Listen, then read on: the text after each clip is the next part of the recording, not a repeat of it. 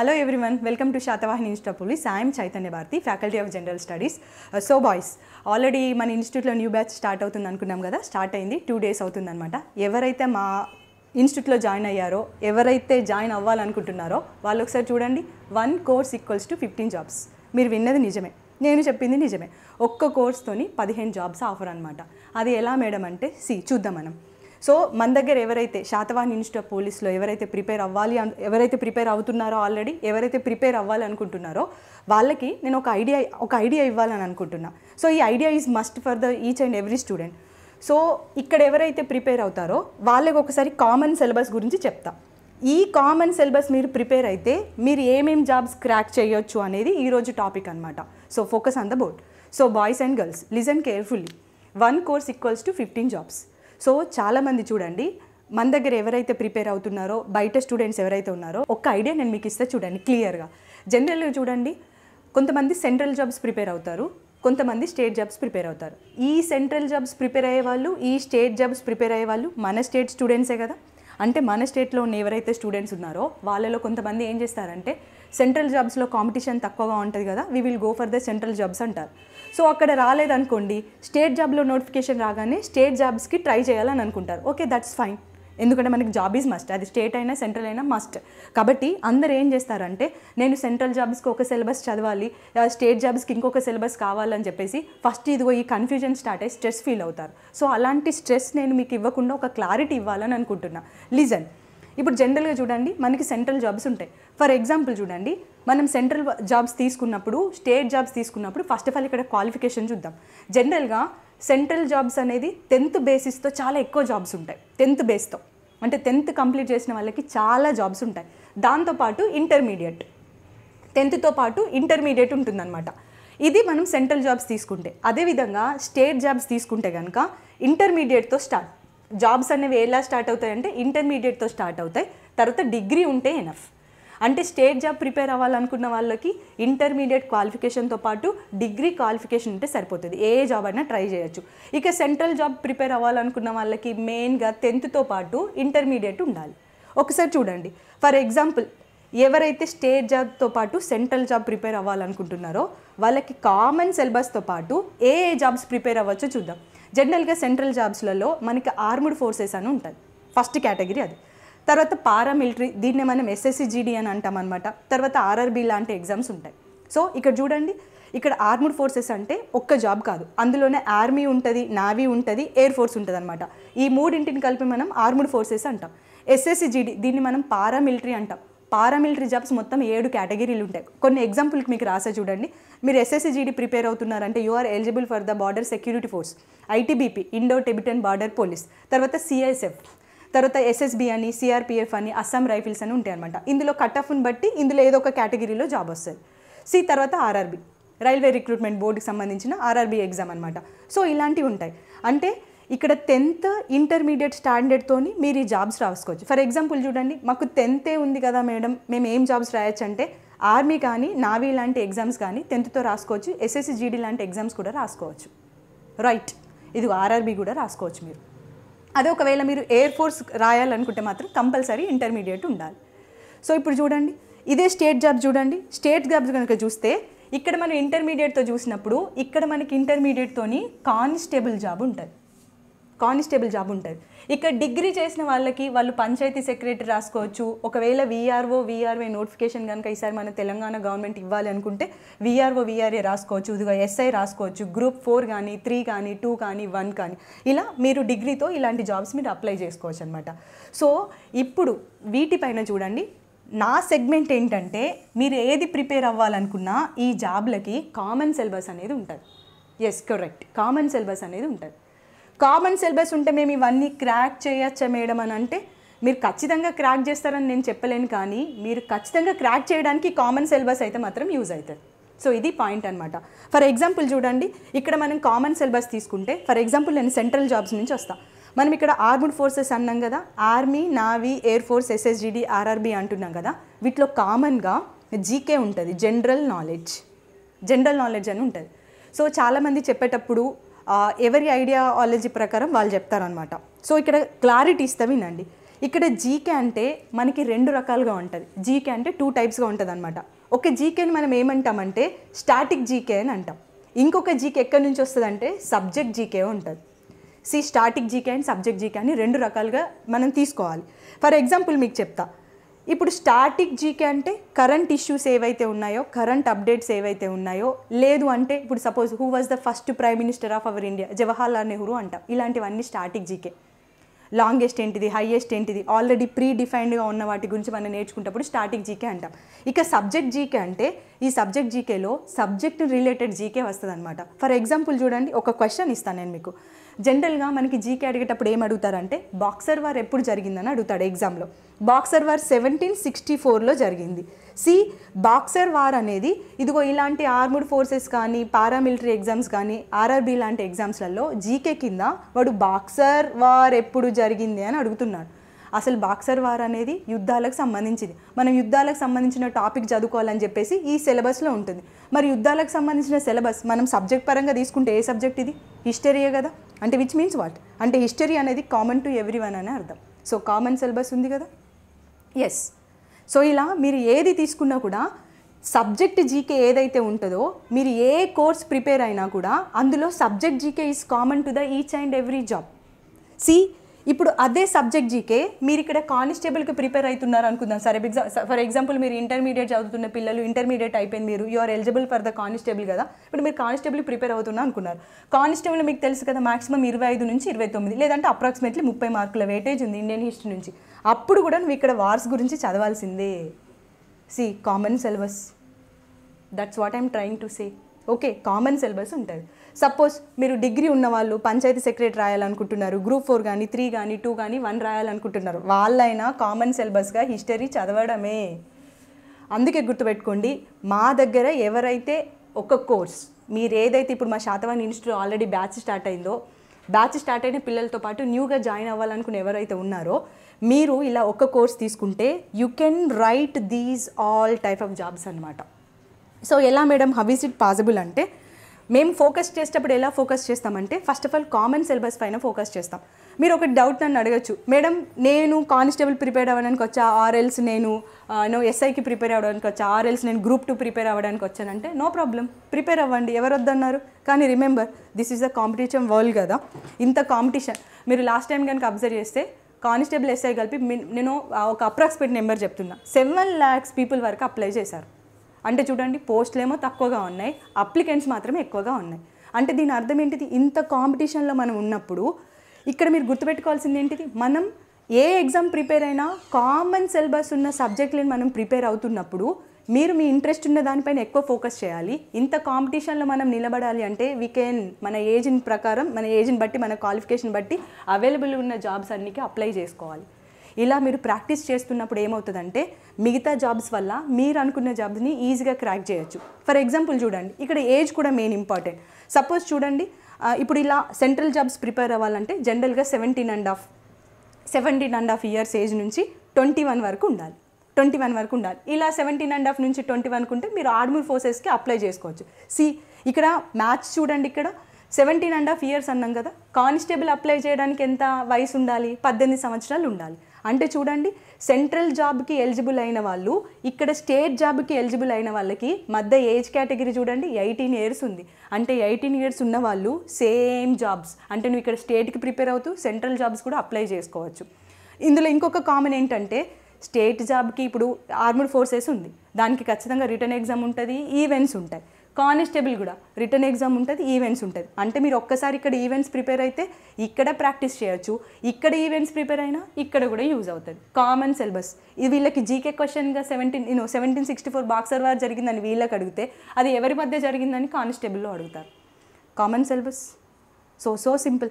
అందుకనే గుర్తుపెట్టుకోండి, ఏజ్ ఉన్న వాళ్ళు ఎవరైతే ఉంటారో ఈ ఏజ్ మధ్యలో 17.5 నుంచి 21 ఉన్న వాళ్ళు కానిస్టేబుల్తో పాటు సెంట్రల్ ఎగ్జామ్స్ కూడా మీరు ప్రిపేర్ అవ్వచ్చు. సపోజ్ మరి మేడం మాకు 21 ఇయర్స్ లేవు కదా, 21 ఇయర్స్ క్రాస్ అయిపోయినాయి కదా, మరి మేము ఎలా అంటే 21 ఇయర్స్ క్రాస్ అయినంటే మోస్ట్లీ మీ దాంట్లో డిగ్రీ కంప్లీట్ చేసిన స్టూడెంట్స్ ఉంటారు. డిగ్రీ వాళ్ళకి ఇన్ని జాబ్స్ ఉన్నాయి, మీరు ఎస్ఐకి ప్రిపేర్ అవ్వచ్చు. డిగ్రీ వాళ్ళు మనకి ఏజ్ రిలాక్సేషన్ ఉంటుంది కాబట్టి కానిస్టేబుల్కి ప్రిపేర్ అవ్వచ్చు. ఇంకా డిగ్రీ వాళ్ళు గ్రూప్ 1, గ్రూప్ 3, గ్రూప్ 4 ఏదైనా కూడా మీరు అప్లై చేసుకోవచ్చు అనమాట. అంటే ఇలా అన్ని జాబ్స్కి ప్రిపేర్ అయ్యే విధంగా కామన్ సిలబస్. ఇక్కడ కామన్ సిలబస్ అంటే చూడండి, చాలామంది ఒకటే అంటారు, మేడం హెవీ స్టాండర్డ్ సిలబస్ ఉండదు కదా, మాకు కొద్ది సిలబసే ఉంటుందంటే. మీరు ఆలోచించండి, మీరు చెప్పడంలోనే రాంగ్ చెప్తున్నారు. ఆలోచించడం కరెక్ట్గా ఆలోచించట్లేదు. ఫర్ ఎగ్జాంపుల్ చూడండి, కానిస్టేబుల్కి ప్రిపేర్ అయ్యే వాళ్ళు ఇండియన్ హిస్టరీ చదువుకోవాల్సిందే. ఎస్ఐకి ప్రిపేర్ అయ్యే వాళ్ళు ఇండియన్ హిస్టరీ చదువుకోవాల్సిందే. Group 1, group 2, group 3, group 4, panchayat secretary, whatever the job is, ఖచ్చితంగా ఇండియన్ హిస్టరీ చదువుకోవాల్సిందే. మనం ఇండియన్సే కదా, ఇండియన్ హిస్టరీ చదువుకుంటున్నాం. కాకపోతే గుర్తుపెట్టుకోండి, మనం చదివేటప్పుడు యాజ్ పర్ ద సిలబస్ చదువుకోవాలి. That is the main point. ఇప్పుడు సపోజ్ మీరు కానిస్టేబుల్ చదువుతున్నారు, కానిస్టేబుల్ కూడా ఒక సిలబస్ ఉంటుంది కదా, ఆ కానిస్టేబుల్ ప్రకారం ఇండియన్ హిస్టరీకి సంబంధించి ఏం సిలబస్ ఉందో చదువుకోవాలి. ఇండియన్ పాలిటీకి సంబంధించి ఏం సిలబస్ ఉంది, ఇండియన్ జాగ్రఫీకి సంబంధించి ఏం సిలబస్ ఉంది అని చదువుకోవాలి. అంటే దీని అర్థం ఏంటిది, ఇక్కడ మీరు కంప్లీట్గా మా ఇన్స్టిట్యూషన్లో కంప్లీట్గా మీరు కోర్స్ నేర్చుకుంటారు. మీరు కోర్స్ నేర్చుకున్నప్పుడు మేము ఏం చేస్తామంటే, ఫర్ ఎగ్జాంపుల్ చూడండి, మేము అందరికీ కూడా ఒకటే level of standard subject deal చేస్తాం. ఇప్పుడు సపోజ్ మన ఇన్స్టిట్యూట్లో నేను ప్రీవియస్ వీడియో ఒకటి పోస్ట్ చేశాను కదా, అందులో వీడియోలో నేను మీకు క్లియర్గా చెప్పా, మేము టెస్ట్ కండక్ట్ చేసేటప్పుడు డైలీ టెస్ట్ కండక్ట్ చేస్తాం అనుకున్నాం కదా. ఇప్పుడు డైలీ టెస్ట్ కండక్ట్ చేస్తున్నప్పుడు కానిస్టేబుల్ ప్రిపేర్ అయ్యే స్టూడెంట్కి మేము ఎస్ఐ లెవెల్ పేపర్ ఇవ్వం. కానిస్టేబుల్ ప్రిపేర్ అయ్యే వ్యక్తికి కానిస్టేబుల్ లెవెల్ పేపర్లోనే పేపర్ తయారు చేసి ఇస్తామన్నమాట. అంటే ఇక్కడ దీన్ని బట్టి అర్థమైంది ఏంటిది, ఇక్కడ మేము స్టూడెంట్కి మంచి సబ్జెక్ట్ నాలెడ్జ్ ఇస్తాం. If is focusing on the constable job, constable లెవెల్లోనే టెస్ట్ పెడతాం. సపోజ్ ఆ అబ్బాయికి కనుక డిగ్రీ ఉంది, తను కానిస్టేబుల్తో పాటు ఎస్ఐ ప్రిపేర్ అవుతున్నాడు అనుకుందాం. కానిస్టేబుల్ వాళ్ళకి కానిస్టేబుల్ పేపర్ అదే సబ్జెక్ట్ నుంచి ఎస్ఐ వాళ్ళకి ఎస్ఐ లెవెల్ ఆఫ్ క్వశ్చన్ ఇస్తామన్నమాట. So I hope you are understanding my thought. Okay, ఇప్పుడు దీన్ని బట్టి మీకు అర్థమైంది ఏంటిది, ఇక్కడ ఎవరు ప్రిపేర్ అయినా సబ్జెక్ట్ చెప్పేటప్పుడు మంచి నాలెడ్జ్ ఇస్తాం, వాళ్ళు ఎగ్జామ్స్ రాసేటప్పుడు వాళ్ళ లెవెల్ ఆఫ్ క్వశ్చన్ ఇస్తాం. అంటే దీన్ని బట్టి మీరు ఇంకొకటి అర్థం చేసుకోవాల్సిన విషయం ఏంటిది, ఏ క్వశ్చన్ వచ్చినా, ఇప్పుడు ఇండియన్ హిస్టరీ చదువుకోవాలనుకున్నాం, కానిస్టేబుల్కైనా దేనికైనా అదే సబ్జెక్ట్ నుంచి క్వశ్చన్ వస్తుంది. The level of question is different. ఒకరికి బేసిక్ లెవెల్ క్వశ్చన్ అడుగుతారు, ఒకరికి కొద్దిగా టఫ్ లెవెల్ అడుగుతారు, అంతకుమించి ఇంకెక్కువ స్టాండర్డ్ క్వశ్చన్ అడుగుతారు. ఇప్పుడు మీరు గ్రూప్స్ ప్రిపేర్ అవ్వాలనుకోండి, కొద్దిగా టఫ్ స్టాండర్డ్ చేస్తాడు. అదే ఎస్ఐ అయితే కొద్దిగా నార్మల్ టఫ్, కానిస్టేబుల్ అయితే బేసిక్ లెవెల్ క్వశ్చన్ ఇస్తాడు. అంటే చూడండి, అదే ఇండియన్ హిస్టరీ నుంచి ఇస్తున్నాడు కదా, ఇప్పుడు కానిస్టేబుల్ లెవెల్ పేపర్కి వేరే పేపర్ ఇస్తున్నారని ఇండియన్ హిస్టరీ కాకుండా వేరే హిస్టరీ నుంచి ఇస్తున్నారా? ఇవ్వట్లేదు కదా. So think logically. ఇప్పుడు ఇండియన్ జాగ్రఫీ చదువుతున్నారు, ఇప్పుడు ఇండియన్ జాగ్రఫీ చదివేటప్పుడు ఇక్కడ చూడండి, మీరు సెంట్రల్ జాబ్స్కి ప్రిపేర్ అయ్యేటప్పుడు ఇండియన్ జాగ్రఫీలో మనం చదువుకోవాల్సింది ఏంటిదంటే రివర్ సిస్టమ్ కానీ డ్యామ్స్ కానీ ఇలా చదువుకోవాలి. మీరు రివర్ సిస్టమ్ చదివేటప్పుడు అందులో లేక్స్ అని ఉంటుంది, లేక్స్ అని చదువుకోవాలి. తర్వాత డ్యామ్స్ గురించి చదివేటప్పుడు లార్జెస్ట్ డ్యామ్ ఏంటిది, లాంగెస్ట్ డ్యామ్ ఏంటని ఇలాంటివి చదువుకోవాలి. ఇప్పుడు ఇది ఇండియన్ జాగ్రఫీ. ఇప్పుడు ఇండియన్ జాగ్రఫీ అనేది కానిస్టేబుల్ వాళ్ళకు ఉండదా అంటే ఉంటుంది, గ్రూప్స్ వాళ్ళకు ఉండదా అంటే ఉండదు. వాళ్ళు చదివేటప్పుడు కూడా ఎందులోంచి చదవాలి, ఖచ్చితంగా రివర్ సిస్టమ్ గురించి చదవాలి. ఇప్పుడు ఫర్ ఎగ్జాంపుల్ సెంట్రల్ జాబ్కి అడుగుతాడు, what is the longest river or largest river in India, Ganga river అంటారు. అదే కానిస్టేబుల్ అడిగేటప్పుడు ఏం అడుగుతాడు, what is the another name of Ganga in Bangladesh అని అడుగుతాడు. సో టాపిక్ ఒకటే, the level of question is in changing, అంతే. అంటే క్వశ్చన్ స్టాండర్డ్ అనేది మారుతుంది కానీ సబ్జెక్ట్ మారదు. That's what I'm trying to say. Remember this point. ఎప్పుడైనా సరే క్వశ్చన్ మారుతుంది, సబ్జెక్ట్ మారదు. ఏ అభ్యర్థి అయినా, ఏ కోర్స్ ప్రిపేర్ అవ్వాలనుకున్న అభ్యర్థి అయినా, ఏ జాబ్కి ట్రై చేయాలనుకున్న అభ్యర్థి అయినా కామన్ సిలబస్ చూడండి, ఇండియన్ జాగ్రఫీ చదవాల్సిందే ఖచ్చితంగా, ఇండియన్ హిస్టరీ చదవాల్సిందే కంపల్సరీ, అండ్ ఇండియన్ పాలిటీ చదవాల్సిందే, ఇండియన్ ఎకానమీ చదవాల్సిందే. Listen, common for everyone. కాకపోతే ఇక్కడ డిఫరెన్స్ ఏంటిది, the level of questioning is different. Level of questioning మారుతుందంటే అదర్ సిలబస్ నుంచో అవుట్ ఆఫ్ ది సిలబస్ నుంచో ఇవ్వడు, ఇందులో నుంచే లెవెల్ ఆఫ్ ఎగ్జామ్ని బట్టి లెవెల్ ఆఫ్ క్వశ్చన్ వస్తుంది. That's it. సో దీంట్లో అంత పెద్దగా టెన్షన్ పడాల్సిన అవసరం లేదు. అందుకే ఏం చెప్తున్నా, మీరు ఏ జాబ్ ప్రిపేర్ అయినా కామన్ సిలబస్. అందుకే ఒకటి మర్చిపోండి, మేము కానిస్టేబుల్ లెవెల్కి ప్రిపేర్ అవుతున్నాం కదా, మాకు అదే సిలబస్ కావాలి అంటే అదే సిలబస్ ఎక్కడి నుంచి వస్తుంది, ఇండియన్ హిస్టరీ నుంచే వస్తుంది కదా క్వశ్చన్, ఇండియన్ పాలిటీ నుంచే కదా వస్తుంది.